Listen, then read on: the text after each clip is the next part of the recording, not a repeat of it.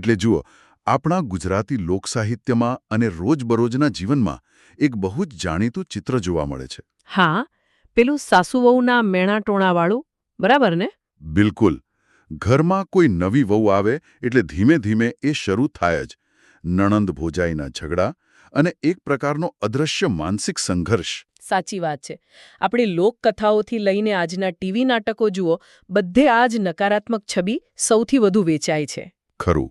પરંતુ શું એવું શક્ય છે કે કોઈ કવિ આ આખી પરંપરાને તોડીને એક નવી જ ક્રાંતિ સર્જે?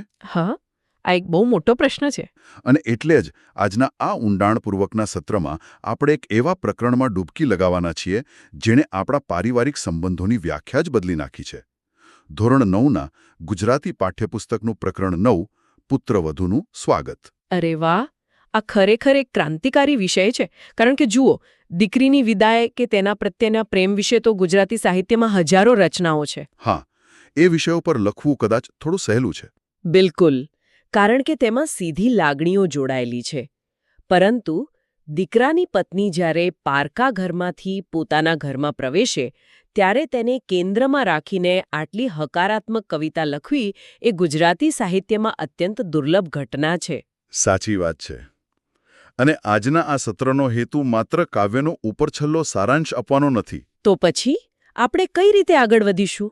આપણે સ્પર્ધાત્મક પરીક્ષાઓ અને બોર્ડના વિદ્યાર્થીઓ માટે ઉપયોગી થાય એ રીતે એક એક ઝીણવટભરી વિગત, લેખકનો પરિચય અને એમસીક્યુ પ્રશ્નો માટે જરૂરી તમામ માહિતીને આવરી લઈશું. અરે, આ તો બહુ જ ઉપયોગી થશે. સાથે સાથે આપણે પંક્તિઓના ગૂઢ અર્થને પણ સમજીશું. ચોક્કસ.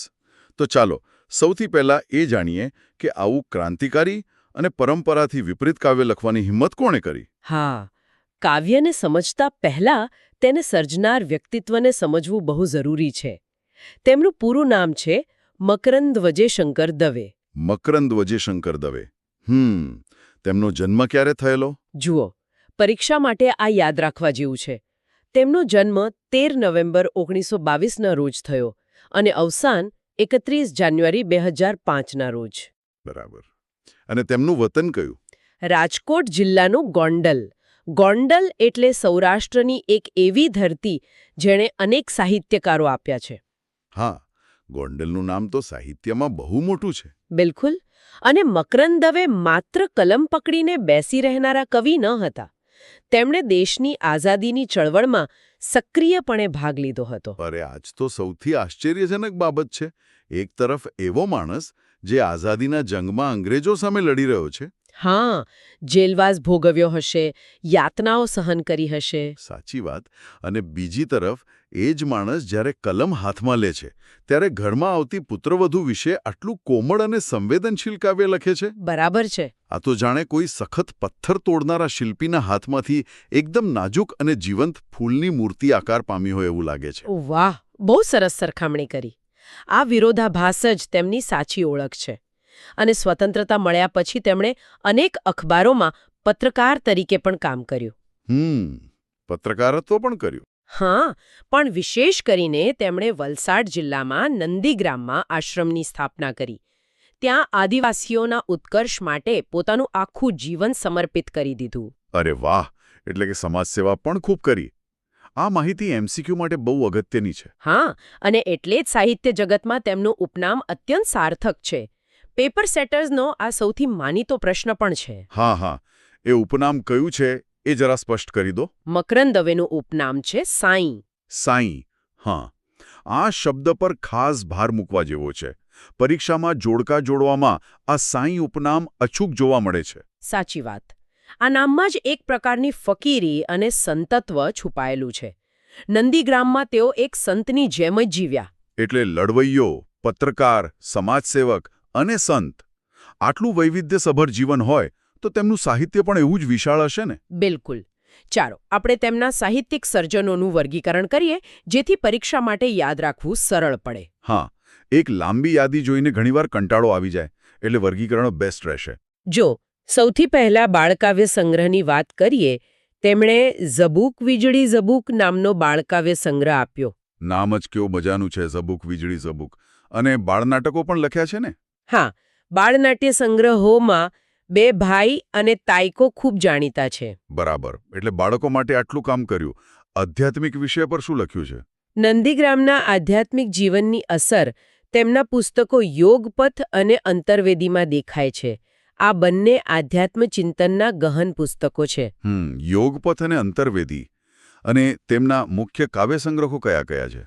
તેમના કાવ્ય સંગ્રહોના નામ પ્રકૃતિ સાથે જોડાયેલા છે, જેમ કે તરણા, જયભેરી, ગોરજ, સૂરજમુખી, સંજ્ઞા અને સંગતિ. વાહ! સૂરજમુખી, ગોરજ, તરણા. આ નામો ખરેખર પ્રકૃતિની બહુ નજીક છે. સાચી વાત. આ ઉપરાંત તેમણે શેણી વિજાણન નામની એક ગીત નાટિકા પણ લખી છે. અરે હા! સૌરાષ્ટ્રની લોકકથા પર આધારિત શેણી વિજાણંદ. બીજું કોઈ મોટું પુસ્તક ખરું? હા, એક નવલકથા છે જેનું નામ છે માટીનો મહેકતો સાદ, અને ભજનો માટે તેમણે સત કેરી વાણી નામનો ભજન સંગ્રહ સંપાદિત કર્યો છે. આટલા વિશાળ પ્રદાન માટે તેમને કોઈ મોટો પુરસ્કાર તો મળ્યો જ હશે. બિલકુલ. અને આ હકીકત સ્પષ્ટપણે યાદ રાખવાની છે. તેમને ગુજરાતી સાહિત્યનો રણજીતરામ સુવર્ણચંદ્રક એનાયત થયો હતો. રણજીતરામ સુવર્ણચંદ્રક. વિદ્યાર્થીઓએ આ મુદ્દો નોંધી લેવો. તો લેખકના પરિચય પરથી હવે સીધા કાવ્યોના કેન્દ્રીય વિચાર તરફ વળીએ. ચોક્કસ. અહીં એક ખૂબ જ રસપ્રદ બાબત સામે આવે છે. સામાન્ય રીતે સમાજમાં સાસુ-વહુ અથવા પુત્રવધુ વિશે નકારાત્મક વાતો વધુ થાય છે, તો પછી કવિએ આ વિષય શા માટે પસંદ કર્યો હશે? અહીં સૌથી આકર્ષક બાબત એ છે કે આ કાવ્ય એક વિરલ એટલે કે દુર્લભ કાવ્ય છે. કવિ આખી રૂઢિને તોડીને પુત્રવધુની તુલના સીધી લક્ષ્મીજી સાથે કરે છે. લક્ષ્મીજી સાથે? આ બહુ મોટો દરજ્જો કહેવાય. અને આ કાવ્ય કયા પુસ્તકમાંથી લેવામાં આવ્યું છે? હા, આ એક બહુ અગત્યનો MCQ ફેક્ટ છે. આ કાવ્ય મકરંદ દવેના પરિવાર કાવ્યોમાંથી લેવામાં આવ્યું છે. ખ્યાલ આવી જાય છે. તો ચાલો હવે કાવ્યની પહેલી 3 પંક્તિઓનું વિશ્લેષણ કરીએ. હા, જેમાં પુત્રવધુ ઘરમાં પ્રવેશે છે ત્યારે કેવો ફેરફાર થાય છે તેનું વર્ણન છે. પંક્તિઓ કંઈક આ રીતે છે. આજ લક્ષ્મી આવ્યા મારે આંગણે, લાવ્યા 100 કમલની સુગંધ, ઓચ્છવ મારે આંગણે. જુઓ, અહીં કવિએ લક્ષ્મી શબ્દ વાપર્યો છે, જે સાક્ષાત લક્ષ્મી માતા માટે છે. પુત્રવધુના આવવાથી ઘરમાં ઉત્સવ એટલે કે ઓચ્છવનો માહોલ સર્જાય છે. પણ અહીં મને એક આંકડો બહુ રસપ્રદ લાગે છે. માત્ર સુગંધ નહીં, પણ 100 કમળની સુગંધ. આ 100નો આંકડો સ્પર્ધાત્મક પરીક્ષા માટે પણ મહત્વનો છે ને? બિલકુલ. પરીક્ષામાં પૂછાઈ શકે કે કેટલા કમળની સુગંધ? તો જવાબ 100 આવે. આ આંકડો પુષ્કળ પવિત્રતા અને આનંદનું પ્રતીક છે. એટલે કમળ એ પવિત્રતા દર્શાવે છે. હા, 100 કમળ એટલે જાણે ઘરમાં સકારાત્મક ઉર્જાનો પ્રચંડ પ્રવાહ આવી ગયો હોય. અને તેની અસર દિવાલો પર પણ થાય છે. કઈ રીતે? આગલી પંક્તિમાં કવિ કહે છે, મારી અળવી ભીંતોને એના આંગણા, જ્યાં જ્યાં પરશે ત્યાં શોહે શણગાર. અહીં આપણે કારણ અને અસર એટલે કે કોઝ એન્ડ ઇફેક્ટ જોવાની છે. અળવી ભીંતો એટલે શું? અળવી એટલે કે ખાલી અથવા શૂન્ય, જાણે ઘરમાં ઉદાસીનતા હોય. બરાબર. એ ઉદાસીનતા એ કારણ હતું, પરંતુ અસર એ થઈ કે પુત્રવધુના સ્પર્શ માત્રથી તે ભીંતો શણગારાઈ ગઈ. એટલે ઘરની દિવાલો માત્ર ઈંટ અને સિમેન્ટની બનેલી હોય છે, પરંતુ પરિવારની વ્યક્તિના સ્નેહભર્યા સ્પર્શથી જ તે સાચું ઘર બને છે. ખરું ને? એકદમ સાચી વાત. હવે ભૌતિક શણગાર પછી કલી પુત્રવધુની વાણી અને ઘરમાં તેના સ્થાનની વાત કરે છે. હા, પંક્તિ છે, એને વેણલે વહાલપ નીતરે, એને ટોડલીએ ટાહુકાર. વેણલે એટલે કે તેની બોલીમાં, તેના શબ્દોમાંથી વહાલ નીતરે છે. અને આ ટોડલો શબ્દ ઘણો જૂનો છે. આની વ્યાખ્યા પરીક્ષામાં પૂછાઈ શકે. હા, ટોડલો એટલે બારસાખનો બાર દેખાતો ઉપરો છેડો. કવિ કહે છે કે પુત્રવધુના આવવાથી ઘરના એ ટોડલે મીઠો ટાહુકાર ગુંજી ઉઠે છે, જાણે પક્ષીઓ કલરવ કરતા હોય. વાહ! વાણીમાં મીઠાશ અને ઘરમાં ટાહુકાર. હવે કાવ્યની સૌથી મહત્વની પંક્તિઓ તરફ જઈએ. એ તો ઘરનું છત્તર, ઘરની છાયણી, ઘરની અગાસીનું ખુલ્લું આકાશ. આ 3 પ્રતીકોનું ઊંડું વિશ્લેષણ બહુ જ જરૂરી છે. પહેલું પ્રતીક છે છત્તર, એટલે કે છત. છતનું કામ છે પરિવારની આબરૂ ઢાંકવાનું અને રક્ષણ આપવાનું. બરાબર ને? સાચું. બીજું પ્રતીક છે છાયડી. છાયડી એટલે શાંતિ અને શીતળતા આપનાર. બહારના તાપથી થાકીને ઘરે આવીએ ત્યારે જે શાંતિ મળે તે. પણ મને અહીં એક વિરોધાભાસ દેખાય છે. એક તરફ પુત્રવધુ છત જેવી છે અને બીજી તરફ કવિ તેને ખુલ્લું આકાશ પણ કહે છે. આ બંને એકસાથે કેવી રીતે શક્ય છે? આ જ તો કવિની મહાનતા છે. ગ્રીન હાઉસ જેવું વિચારો. છત છે એટલે સુરક્ષા આપે છે, પણ કાચની છે એટલે આકાશ પણ પૂરું પાડે છે. ઓહ, એટલે કે તે સંકુચિત નથી, પણ પરિવારને મુક્ત અને વિશાળ વિચારસરણી આપે છે. બિલકુલ. વિકાસ માટે સ્વતંત્રતા આપે છે. આ બહુ જ શક્તિશાળી વિચાર છે. ખરેખર. હવે અંતિમ ભાગ તરફ જઈએ, જ્યાં પુત્રવધુનું યોગદાન માત્ર એક ઘર પૂરતો સીમિત નથી. હા, એ પંક્તિ છે, એણે બબ્બે તે કુળને ઉજાડ્યા, હૈયે હૂંફ ને જીવતરની હાશ. બબ્બે કુળ. આ તો એમસીક્યુ માટે બહુ જ મહત્વનો મુદ્દો છે.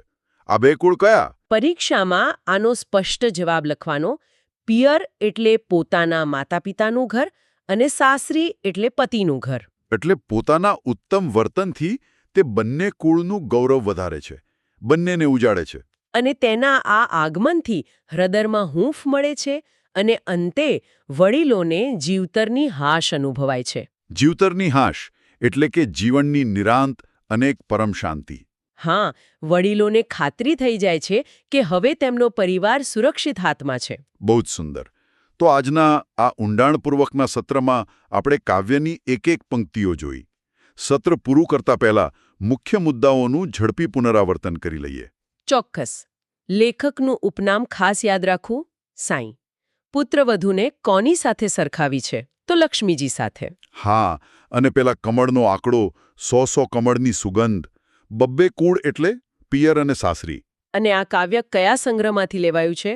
પરિવાર કાવ્ય સંગ્રહમાંથી. રણજીતરામ સુવર્ણચંદ્રક પણ યાદ રાખો. બિલકુલ. આટલી વિગતો સાથે કોઈ પણ પ્રશ્ન છૂટશે નહીં.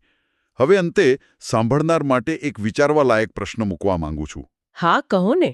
આ કાવ્ય સાંભળ્યા પછી એ વિચારવું રસપ્રદ બની રહેશે કે શું આપણે આપણા જીવનમાં પ્રવેશતા નવા સંબંધો કે નવી વ્યક્તિઓને શંકાની નજરે જોવાને બદલે તેમને અળવી ભીતોને શણગારનાર 100 કમળની સુગંધ તરીકે સ્વીકારવા તૈયાર છીએ ખરા?